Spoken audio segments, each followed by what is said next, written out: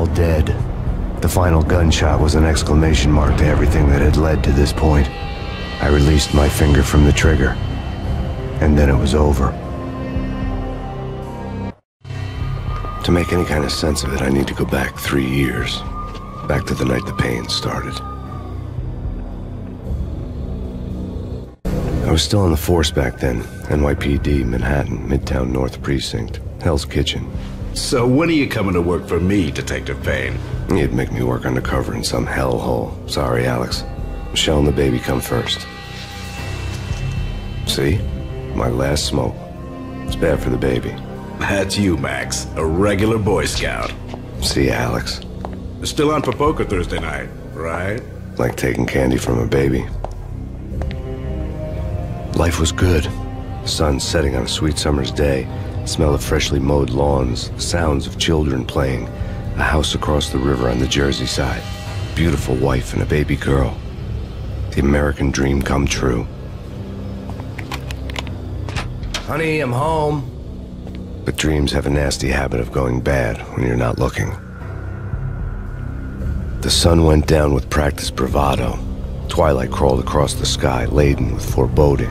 That was 3 years ago. Everything ripped apart in a New York minute. The killer junkies had been high on a previously unknown designer drug, Valkyr, V.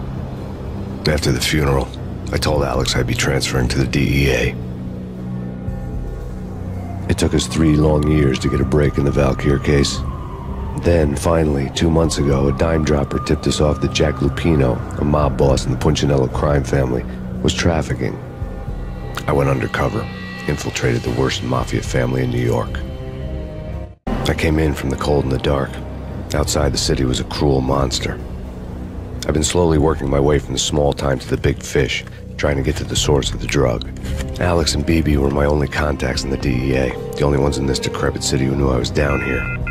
BB here.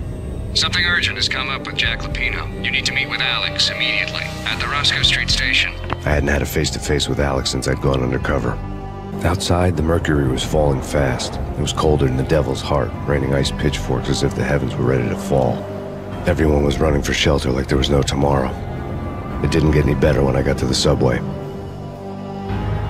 The feeling hit me like a point-blank shot straight in the face. Something was not right about this. The rusty door led to an abandoned part of the station, closed off since the early 40s. Something big was going down at Roscoe Street. Maybe that's why Alex had wanted to meet me here. Maybe not. We come to you now live from the crime scene. Who is this? Right back at you. This is Deputy Chief Jim Bravura from the NYPD. You are to cease your criminal activities and surrender immediately. Sure thing, Jim. Me and the boys have been talking, and everyone's real sorry. They'll never do it again. Who the hell is this?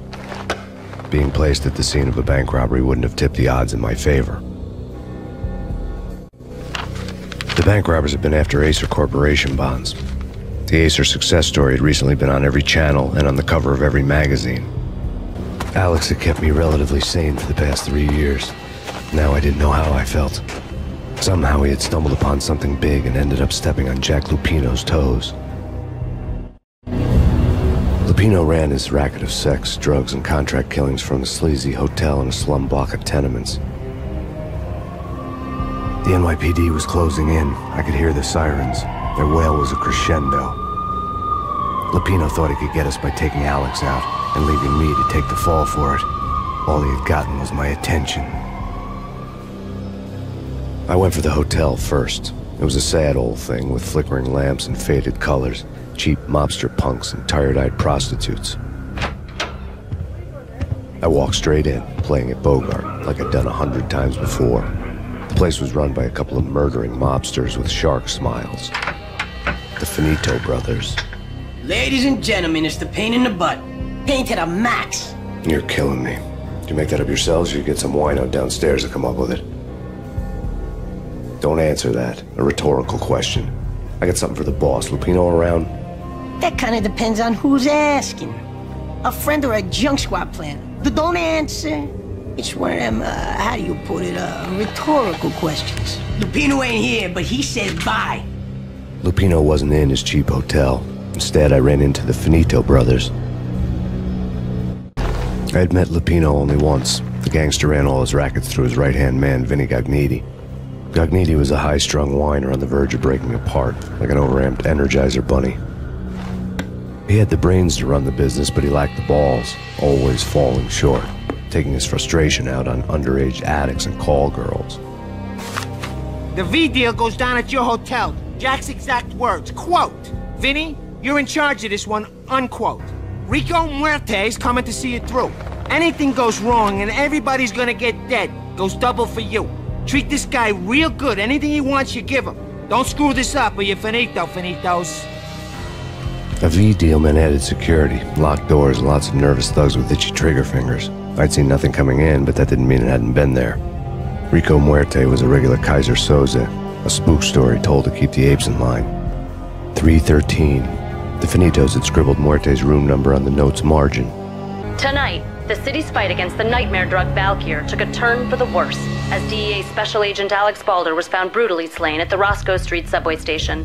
A suspect was seen leaving the site only moments after the shots had been fired, and the NYPD is currently in pursuit of Max Payne, a repeated felon, believed to be armed and extremely dangerous. And now the weather. The worst winter storm in recorded history continues to pound the city. Our investigation had turned up nothing to link Angelo Punchinello, the head of the Punchinello family, to Valkyr. All tracks had ended with Jack Lupino. The letter in Muerte's room was signed by the Don himself. It was the first hint that the Kingpin knew what was brewing inside his syndicate. The trouble you got into after the Chicago screw-up. The Punchinello family bailed you out. You have been waiting for a chance to pay us back. One of our trusted boys has a monkey the size of King Kong on his back. We need your special skills for backup on a major deal. Collecting evidence had gotten old a few hundred bullets back. I was already so far past the point of no return I couldn't even remember what it looked like when I had passed it. The diary belonged to a hooker named Candy Dawn. The read would have made a vice cop blush. Had talks with the mystery hag over the phone again. Sent to the latest One-Eyed Alfred tape. As long as the hag keeps paying for the tapes, the old man could come every day for all I care. She had a nice sideline, making secret X-rated flicks of her clients and selling them to the highest bidder. It would get her killed if her V-fix for the day didn't do it first. Service elevator rumbled down to the bowels of Jack Lupino's hotel. A winter storm warning is in effect in the whole tri-state area, as both freezing rain and heavy snowfall continue. Many roadways are already closed, and people are advised to stay indoors. The severe blizzard has ravaged New York for 3 days now, with no end in sight. We'd been snowed from the start in the Valkyr case. The forecast said there was plenty more where that had come from. But the snowbound city was on my side. Less chance of innocent bystanders getting caught in the crossfire. A dead man tied to a chair lay on the boiler room floor. Captain Baseball Bat Boy has an unbeatable track record in superhero death matches. But a six-pack of root beer gets me every time. The murder weapon was a baseball bat, now lying in a pool of drying blood next to a newspaper folded open on a Captain Baseball Bat Boy comic strip. Two mad dog killers, ready to murder each other. They step into the next room, and I'm thinking, now they're gonna do it. But no.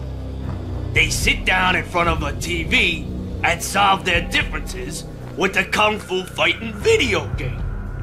I tell you, Candy, I was so depressed, I strangled them both with the video game cables. Oh, Rico, you're so bad. I am, ain't I? Rico Muerte, big-time hustler. Who the hell? It's that cop. Muerte went for his gun. Phone switchboard in the back room of the reception area. The kind that made phone tapping child's play. It wasn't hard to picture a fat pimp sweating with headphones on, listening to his hookers talk dirty and fake orgasms over a web of party lines.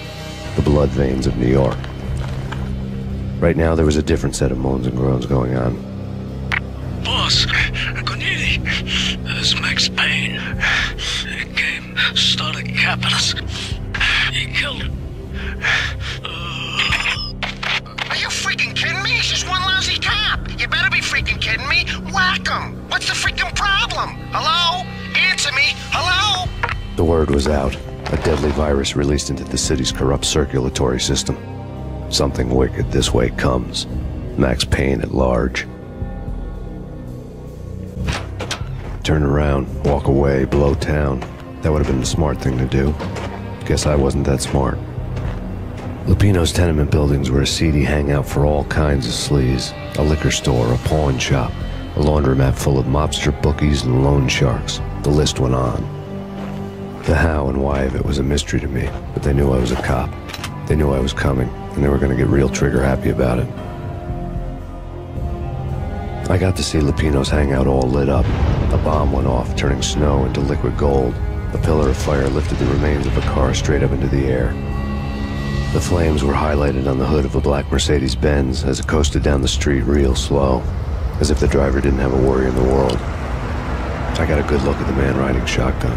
It was Vladimir, the head of the local Russian mob, the fly in Don Punchinello's soup. The headlines were screaming bloody murder. The storm was a screaming duet with the approaching prowl car sirens.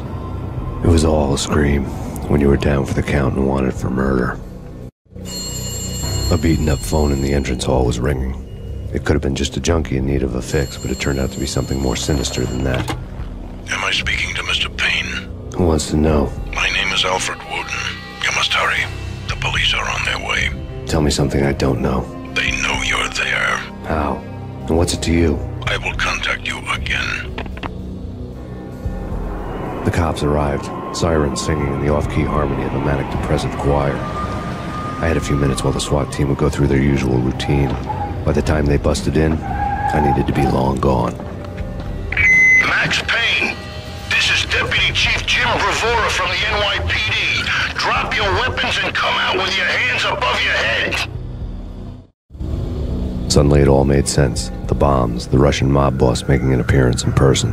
Gagniti was his usual self, all talk and no walk. After our hit, the Russian has only a couple of guns left and they can be bought. There's no freaking way he has the guts to try anything after that. As it turned out, the Russian had plenty of guts. One thing you could count on, you push a man too far and sooner or later he'd start pushing back.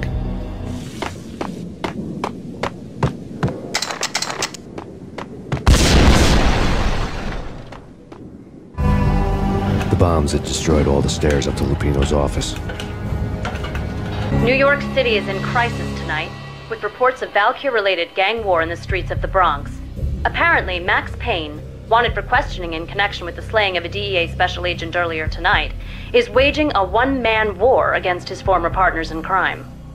Among the listed casualties so far are notorious mafia members Joey and Virgilio Finito, as well as Rico Muerte, himself a fugitive from the law, and a suspect for several murders in the Chicago area.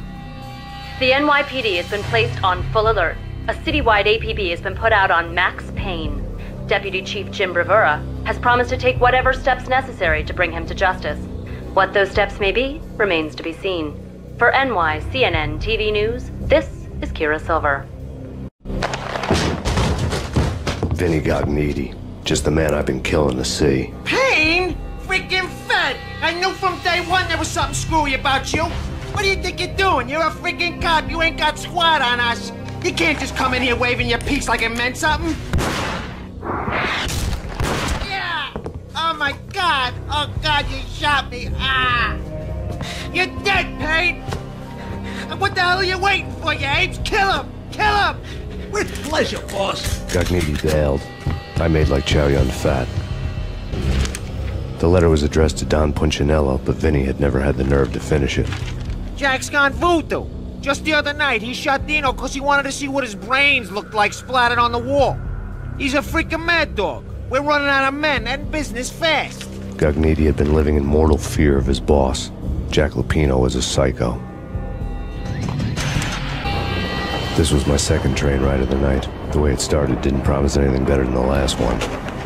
Freezing wind tearing at my face like sandpaper and razors, ice hard and slick under my hands and feet. And somewhere in the background, the wail of sirens, the city howling after me. New York sped by in fast forward. Dark rooftop water towers and a dead forest of antennas and chimneys, all a blur.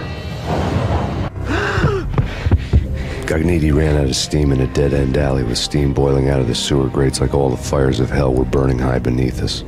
It was shakedown time.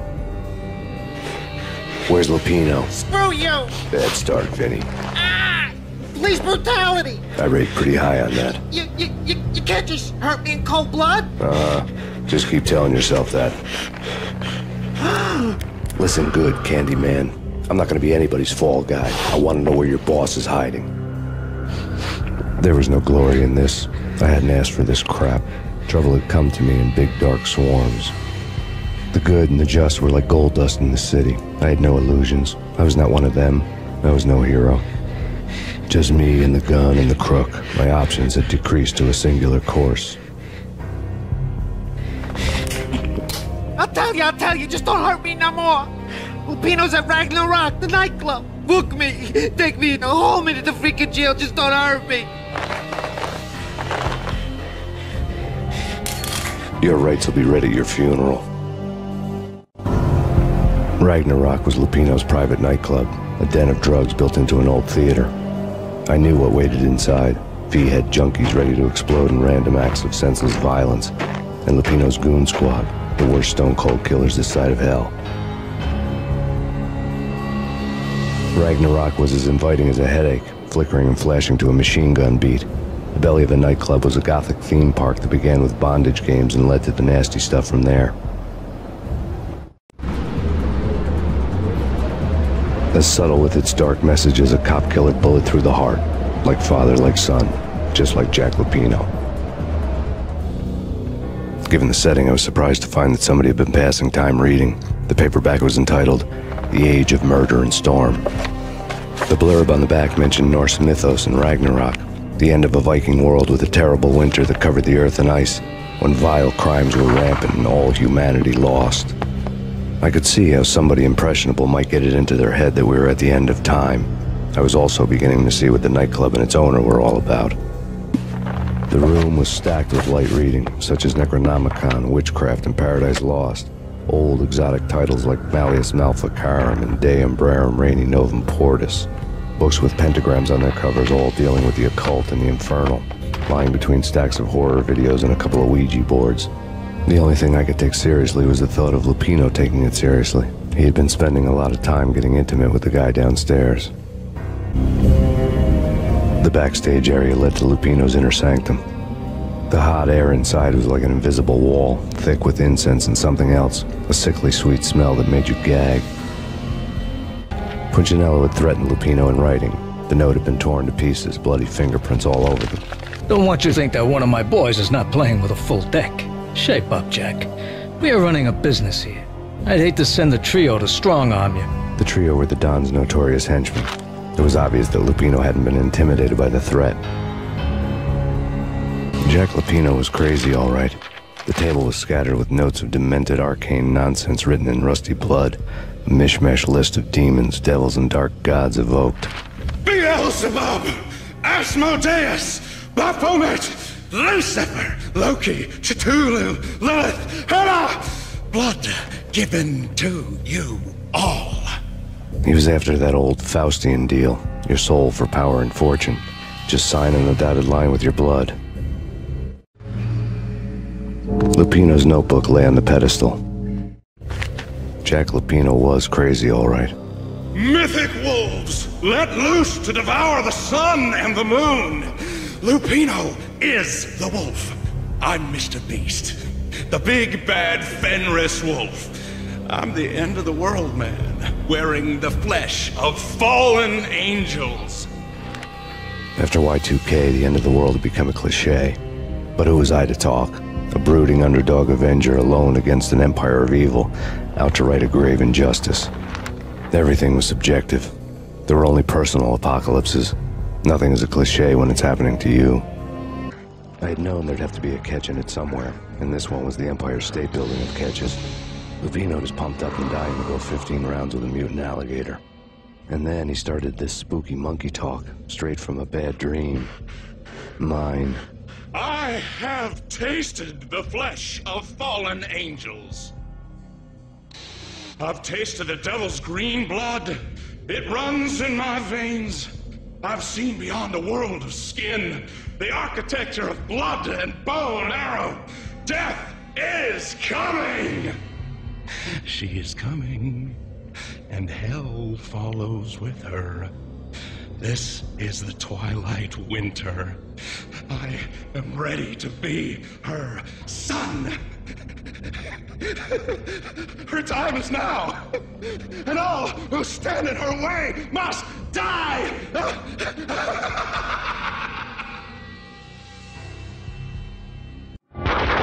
When Lupino finally went down, I wanted to make real sure he'd stay that way. V was a bad monster. Turned them into friggin' zombie demons from outer space. I think he's dead already. Huh? And that's when it happened. But dead or not, you've got the wrong guy. In stepped this knockout femme fatale holding a gun to my face. I returned the favor. Lisa Punchinello. Lisa Punchinello was the Don's wife. Mona Sachs. Lisa's evil twin. Your safety's off, evil twin. You might hurt someone with that gun of yours. Lisa's the damsel in distress. I'm the professional. I'd blow you away without batting an eye. Sure, and you can check out my credentials splattered all over this joint. Jack couldn't have framed you. Not the state he was in. We're after the same slime bag. Angelo Punchinello's the one who murdered your friend and framed you with it. You know this for a fact. I've got my sources. I don't have a clue these days. I just shoot them as they come. Who put a contract on the Archfiend? This one's mine. I hate the guts of that sadistic wife-beater. Why not pool our bullets for this one? I thought you'd never ask. My finger was starting to twitch. How do you like your whiskey? I'm easy, as long as you don't try to slip me a Mickey. You're a real angel, Max. It was good stuff. Tasted sweet as honey going down. Nothing personal. Can't risk you going berserk and getting Lisa killed.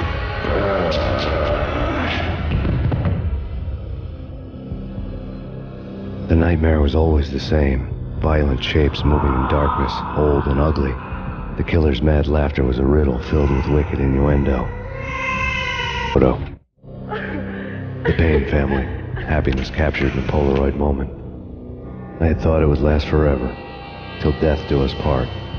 I didn't want to think about it. As long as I didn't, it could never happen.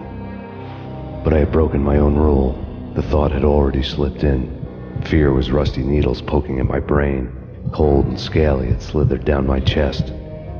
Michelle was working part-time in the district attorney's office. Her diary was open on today's entry, her handwriting all pretty curves. An army dossier found its way to my desk yesterday. Valhalla? Isn't that a Norse myth? Something about Vikings? I tried to tell Max about it, but he was busy, that cute frown on his brow. Guess it's nothing, just a mix-up at the courier service. From now on, I would always find time for her. It was a hollow promise. Too little, too late.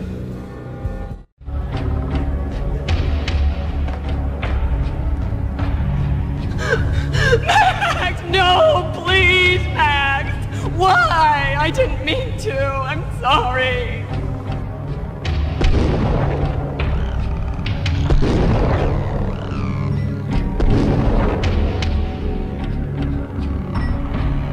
Murderer! You killed her! Nothing like that ever happens in the real world.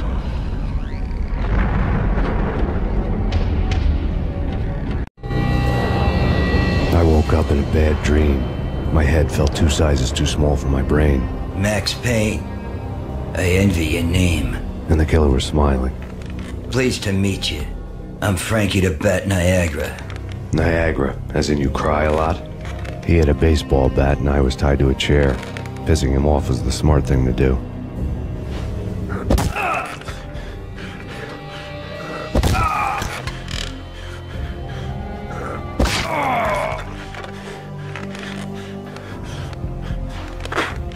Nothing wrong with a little laugh now and then. Take me, for example.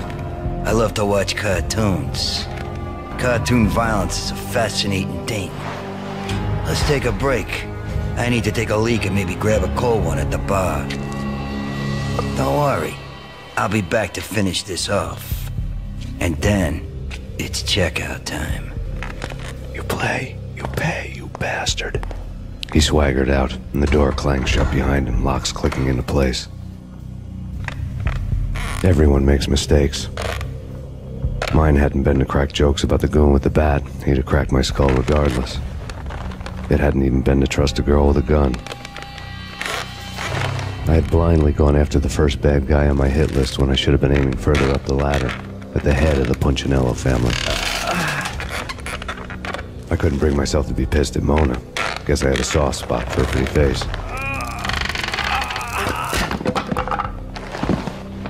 But when somebody decides to play baseball with your head, you tend to get sore. They had dragged me back to the basement of Lupino's hotel. I was beaten, bruised, and blue. I felt like the chair I had broken to get free. Frankie had left his calling card, a Captain Baseball Bat Boy strip, next to a sewer passage filled with bodies. You'd better not mess with Captain Baseball Bat Boy. Even my archenemy, Bicycle Helmet Girl, swoons at the sight of me. Aha! There were enough corpses to put a mass murderer to shame. The men in blue had come and gone. They had decorated the place with chalk outlines and tied it together with yellow tape. The cops who had stayed behind were dead. Frankie, his boys, and I had the place all for ourselves. That crazy witch, you should have heard her. She was a real scream when the boys caught her trying to cap the Don. Oh, that's friggin' bad. To the trio? That's even worse than what Frankie's doing to that poor bastard downstairs. She's gonna take a long time to die. The mobster muscle on the phone was talking about Mona. Punchinello's trio were nothing but bad news. More evidence that Punchinello didn't like me much. The fact remains that all the victims so far identified in the Ragnarok shooting have been known criminals, many of whom had large doses of V in their blood. Reliable sources say that Max Payne was also among those killed, although no body has been recovered at this time. Reliable sources. That meant somebody thought the Mafia had me, didn't want the cops snooping around anymore. The body would be delivered to them barely recognizable. Case closed. Don Punchinello had the power to be that reliable source, which was no news. But his news was old news. Framing me hadn't been enough. Don Punchinello had put a hit on me. He wanted me dead, and it had been important enough for him to give written instructions to Frankie about it. Max Payne should die like a dog for the trouble he's caused. Frankie, I know I can trust you to give this matter the dedication it needs. The hotel bar was fast developing quite a history. True to his words, Frankie was there, having a beer. Jesus Christ. How the hell did you get loose? Got bored waiting. Thought, what the hell, we could just as well finish this here. Thank you. You've been a lovely audience. Had enough? I don't play with girls anyway. Unfair! I spotted the tail as soon as I left the hotel. A big black Mercedes. I'd seen the car before. That time it had heralded impressive explosions. Vladimir was back. Bang! You're dead, Max Payne. I might have laughed if I remembered how. What's this supposed to be? Cops and robbers? Look, you want something with me? Get in line. Peace, man. Relax. You know you are a real news item. Armed and dangerous. I am going to make you an offer you can't refuse. I've always wanted to say that. It's a bum rap. I've been framed. Well, that's a moot point. Whatever you did or did not do, I'm sure you had good reason for doing it. Want to hear me out? I'm listening. Punchinello messing with V is bad for business all around. But that's not all. There is this guy, Boris Dime, used to pull jobs for me. He's the captain of the cargo ship Charon. Now the bastard turncoat has gone over to the other side, Punchinello's. The ship's loaded with high-res hardware, guns, my business. If Punchinello gets hold of that cargo, he's won and I have lost. And you'll have your work cut out for you. If you want to get to Punchinello, you need heavy-duty persuaders. I am just the man to get them for you. Change the ship back under my flag, maybe pop 2 in the traitor Dime's head while you're at it. You'll get enough guns to start the apocalypse. You in or out? Let's get this show on the road. Vladimir was one of those old-time bad guys with honor and morals, which made him almost one of the good guys. None of us was a saint. The Brooklyn riverfront was a maze of rusty containers, sharp-boned cranes looming up from the snowstorm.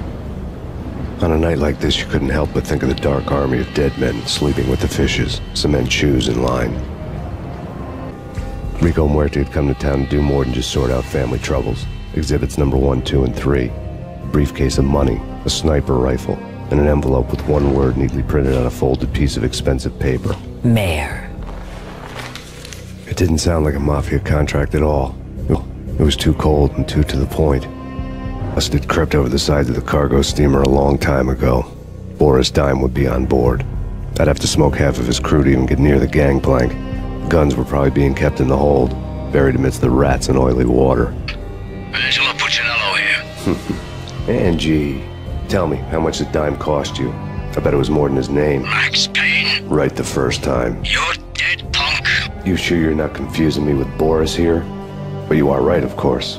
Pretty soon we should get together and have a talk. You son of a... Pissing Punchinello off was a dangerous game, but when people get mad, they make mistakes. I should know. That's where I wanted Punchinello, mad enough to trip over his own feet, preferably into a grave. Did you get everything you need? Check. I owe you. Anything you need. This is my solo.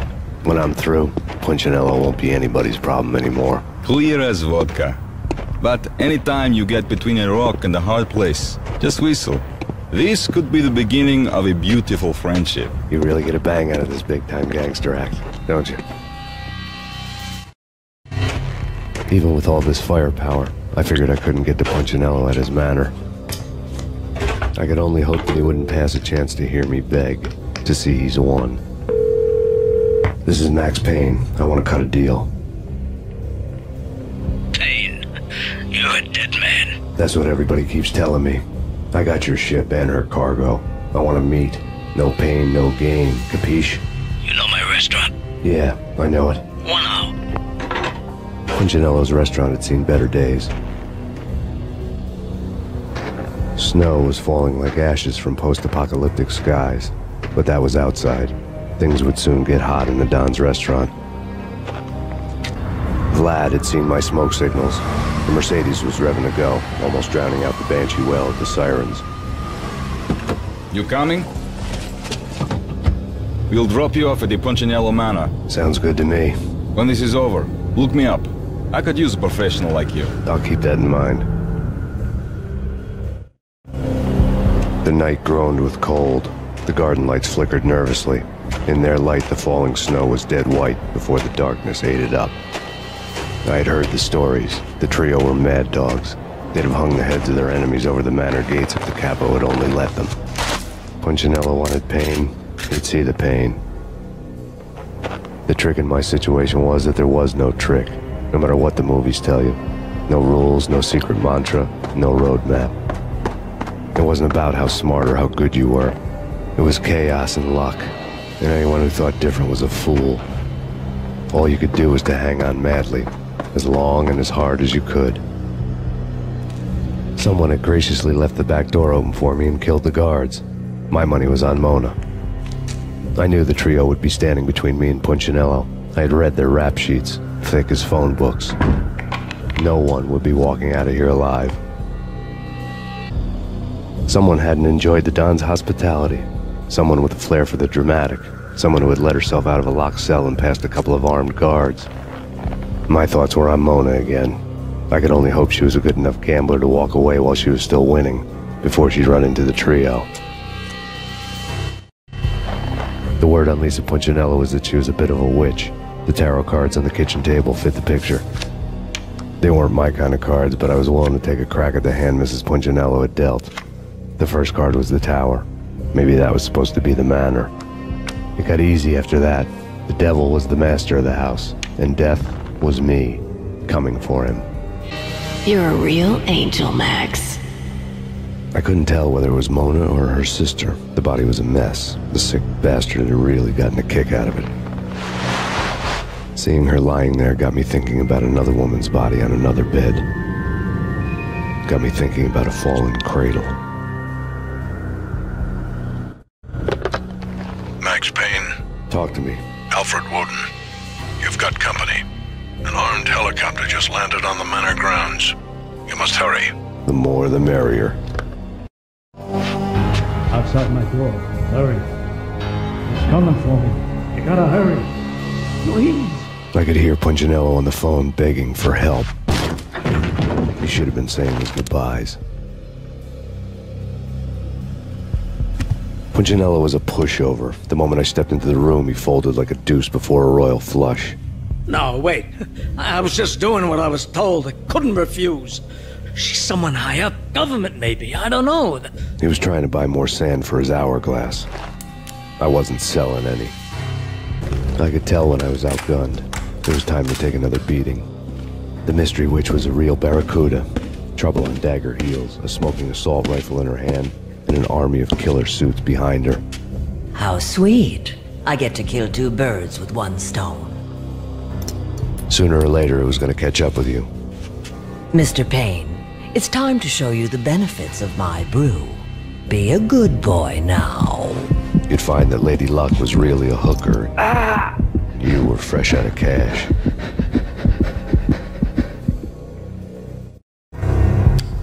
Gentlemen, we're done here. Take me to Cold Steel. She had just given me an OD of Valkyr. I could feel green fire eating my brains. They turned to steam. They did a fade on me. I'd never had a chance. The witch had got me just as sure as if she put a gun to my head and pulled the trigger. The shadows rushed me, bruised mugshot faces hungry for revenge. They knew my weak spots and closed in for the kill. The floor turned into a vortex of green blood. I fell. There was something disturbingly familiar about the letter before me. The handwriting was all pretty curves. You're in a graphic novel. The truth split my skull open, a glaring green light washing the lies away. All of my past was just fragmented still shots, words hanging in the air like balloons. I was in a graphic novel, funny as hell. It was the most horrible thing I could think of.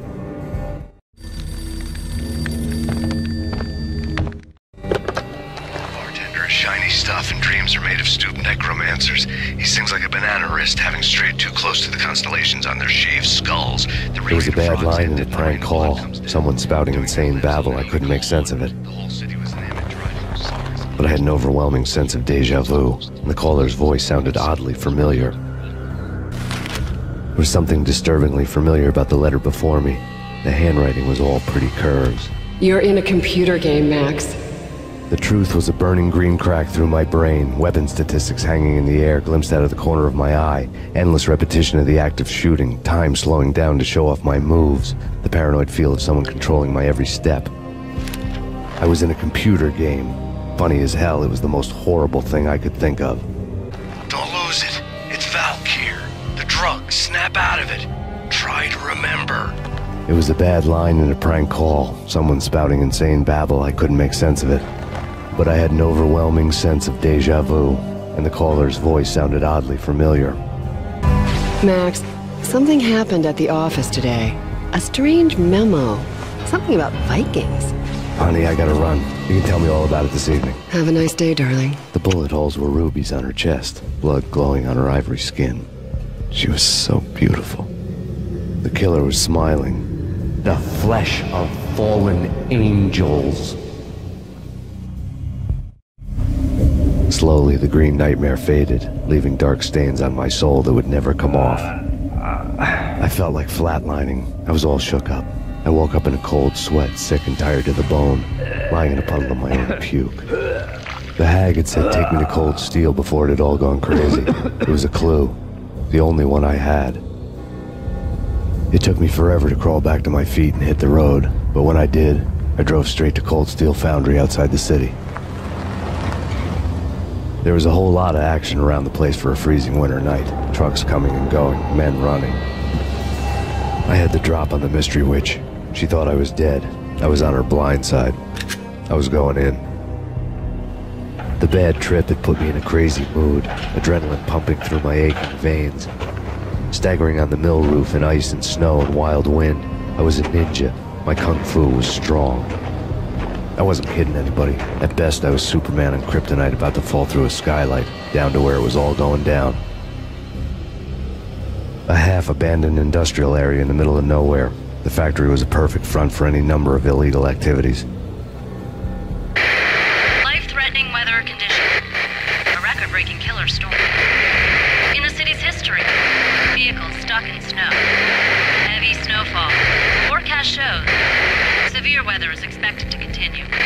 In the night, snow fell like confetti over the Devil's Parade. The storm was anything but over. Perimeter breached. The facility has been compromised. Repeat, the Deep Six has been compromised. Initiate Operation Deadeye. The walkie-talkie military lingo could mean only one thing. They were getting ready to destroy the evidence and vanish into the night. I was so close. The hidden truths were just around the corner. The mercenaries were running a tight operation, paperwork and all. Merchandise missing again. A chemist had tried to smuggle it out for his own private party. Locked him up in cell B7 in D6's old test facility to wait for proper processing. I was close enough to hear the secrets, just beyond the next doorway. I had taken on the role of the mythic detective, Bogart as Marlowe, or as Sam Spade going after the Maltese Falcon to unravel all the mysteries. There was an old army bunker under the steel mill. I knew the military plaque on the floor. I had seen 1,000 variations of the insignia on crumbling brick walls everywhere in the city. The sword replaced by a syringe. Project Valhalla, V for Valkyr, V for Valhalla. All of a sudden it read like a crackpot conspiracy theory. Top secret. Project Valhalla. U.S. Army. Yggdrasil Network. Valhalla. The otherworldly place in Norse mythology where the bravest heroes spent their afterlife feasting and fighting forever. Their wounds miraculously healed night after night. Valkyr. The maidens who chose the most courageous Viking warriors and carried them to Valhalla. 1991. The research objective is to create a chemical substance to enhance the stamina and morale of infantry troops. 1995. Results unsatisfactory. Project cancelled. Someone had decided to continue the sick experiment unauthorized. Project compromised. Data leak. Fix the damage by any means necessary. Security clearance red. Authorized by the project lead. Field test. Double the dosage for all the remaining test subjects. Observe and record the subject's behavior in an urban setting. The drop-off point was my old address in New Jersey. The file dated 3 years ago. Just when you thought you had reached the deepest depths of horror, it suddenly got worse. How to turn off that small voice inside your head that started to whisper that you should be glad that now, if not before, your revenge was justifiable on any conceivable moral scale. That small voice proved, beyond any doubt, that I was damned.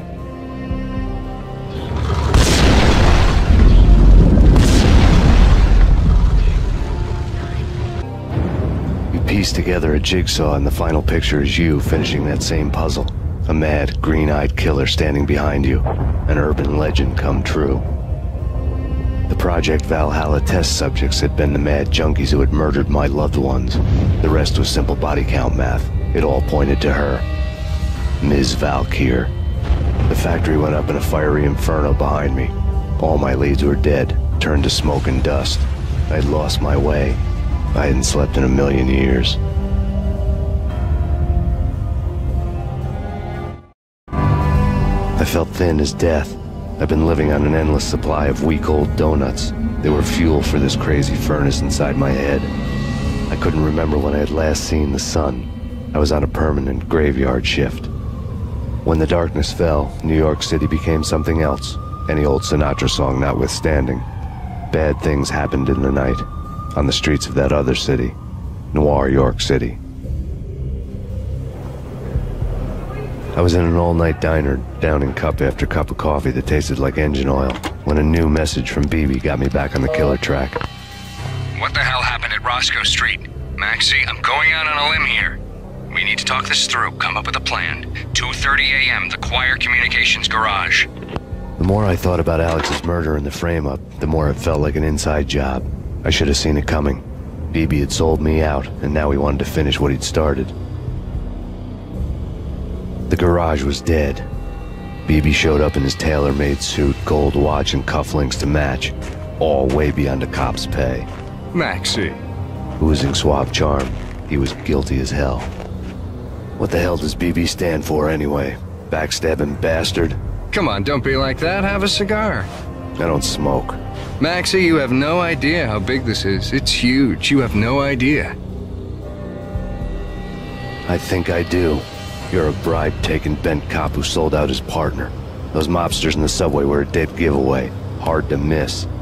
Bet it was exactly like this with Alex. Up close and personal. You can't win this one, Max. No, but I can make damn sure none of you do either. BB turned out to be another cardboard cutout bad guy.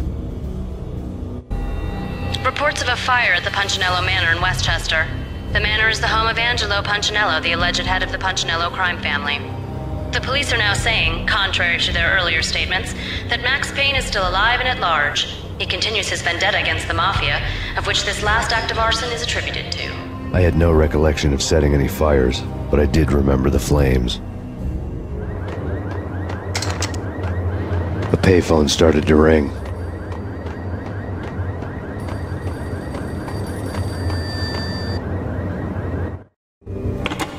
Yeah. Max Payne? Whatever does it for you. This is Alfred Woden. I can give you the name of your enemy. Come to the Asgard building presently. We are expecting you. Woden was waiting for me on the steps of the old building. Mr. Payne, let's go inside. The others are anxious to begin. The others?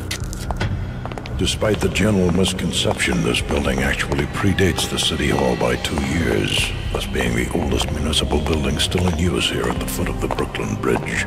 No kidding. The old man played tour guide as he led me through a dark domed hall. The answers I was after loomed large ahead. Mr. Payne, I would like to introduce you to my colleagues in what we call the Inner Circle. You've been watching too much X-Files. You have seen the files on Project Valhalla. We can fill the gaps, provide you with the information missing from those files. We were all involved in the early stages of the project during the Gulf War. What's the catch? We would very much like to blow this thing wide open, but our hands are tied. Her name is Nicole Horn. She was the key figure in Project Valhalla. When the funding was discontinued, she simply refused to quit. She knew exactly what she had in her hands. Nicole Horn is the president of Acer Corporation. She has more than half the city in her pocket. This must be kept under wraps. If you try to go public with this, we will deny any knowledge. We need you to take her out. Afterwards, we can protect you. Make all the charges go away. That was the cue for the killer suits to kick in the doors and swarm inside. On screen, the so-called corpse of Alfred Woden stood up, miraculously waking from his dirt nap, looking smug among his dead pals. In the land of the blind, the one-eyed man is king. I didn't know how he'd pulled it off, but it was a pretty slick way to get out of all his promises. Most of what he had said fit too well to be a load of crap. And what is your answer to those saying that he is actually providing a service long overdue to the city? This crusade nonsense has gone too far. He's out of control. It must stop. He will be stopped. That was Deputy Chief Jim Rivera from the New York City Police Department. Nicole Horn had blackmailed the Inner Circle into silence. The tape came with a curt extortion note on a piece of expensive paper. I remembered Candy Dawn taping her clients in action on the side, selling the tapes to the highest bidder. I was sure that kinky sex was nowhere near Alfred Woden's worst sin. But I had a feeling that when this was over, any collateral would come in handy. Woden had taken care of my mission preps with military precision. The critical areas in the Acer Corporation headquarters blueprints were circled in red. The president's office was at the top of the building, right below her penthouse suite. The elevators were controlled by a security computer, part of the mainframe located underground below the building. The high-rise was sealed as tight as a sci-fi fortress. Nothing seems to stop Acer Corporation's phenomenal victory march. Incredibly, the stocks are still rocketing.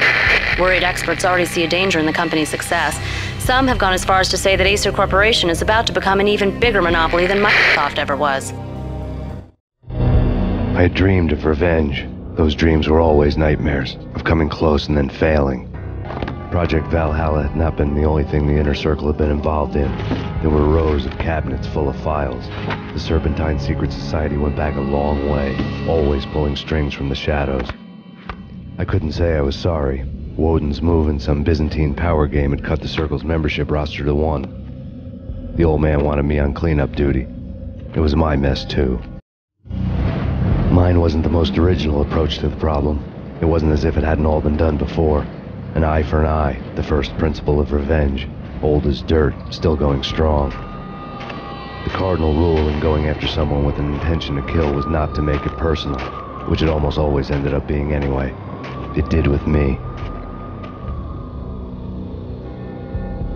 I took my time, cruising around the city in the snow. There was no hurry. I knew what I had to do now. I took my time, thinking about it, building up the rage. When I was ready, I parked the stolen wheels at the front entrance of the Acer Corporation headquarters. Got out, got in, got cracking. I had a bullet with Nicole Horn's name on it. I had 10,000 bullets with the hag's name on them. She had ultra-high-tech security systems, enough mercenaries and weaponry to start World War III. There was no fear. I had crossed the threshold. This was her domain, sleek and sexy and soulless, all glass and steel. A place of color-coded security keycards, metal detectors, and surveillance systems. Mona, looking good. Max, we gotta stop meeting like this. It will be a cold day in hell before I let a narc cop stop me. Miss Sachs, do your job. Relax, Max. You're a nice guy. I don't kill nice guys. You're not bad yourself. It was different when Horn wanted Punchinello dead. To cut her ties to the Mafia. He deserved to die. The same goes with her. She's the bad guy here. Her sister was whispering to her in my favor. I knew the appetites of ghosts intimately. They hungered for revenge. No! A gunshot boomed and she fell down in slow motion. She was a nice girl. Not really a stone-cold killer. And now she was stone-cold dead. Like religious fanatics or loyal samurai, Horn's private army was coming at me. When the elevator came back down, Mona was gone. There was a lot of blood, but no body. Something clicked for the final time. My mind had never been so clear, as if somewhere high above the storm clouds were already gone, cold stars blazing from the black skies. Next to the printer was a neat stack of expensive paper. Hacking through Horn's computer would have unearthed files of criminal plans, strategies for world domination, spy helicopter reports, illegal wiretap recordings, internet porno, all of the above. Take your pick. I really didn't care anymore. I had seen too much of it already. Valkyr had been meant to be a white-winged maiden that would lift you to a warrior's heaven, but it turned out to be a one-way demon ride to hell. The devil was in the drug. I knew. I had met him.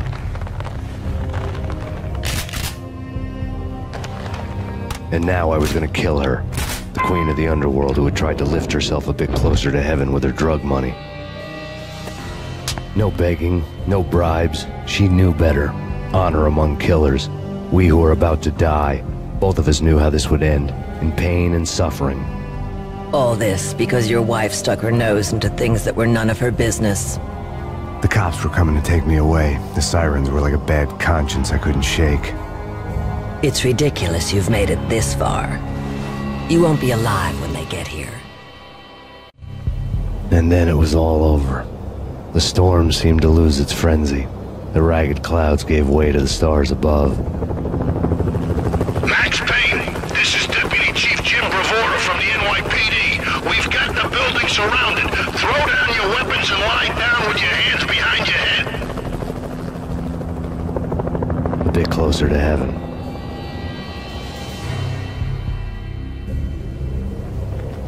The cops' voices were distant and muted. Freeze! NYPD! Hold it right there! My ghosts released me from their haunting. Down below, New York City glittered like diamonds on black velvet. You gave us one hell of a ride. Take him down to Central Booking. You heard the man. Woden was there in the crowd, standing by the sidelines. It wouldn't be over till the man with the patch would say so. He'd say the right words. I knew he would. He'd better. Woden grinned smugly. It was the grin of a winner.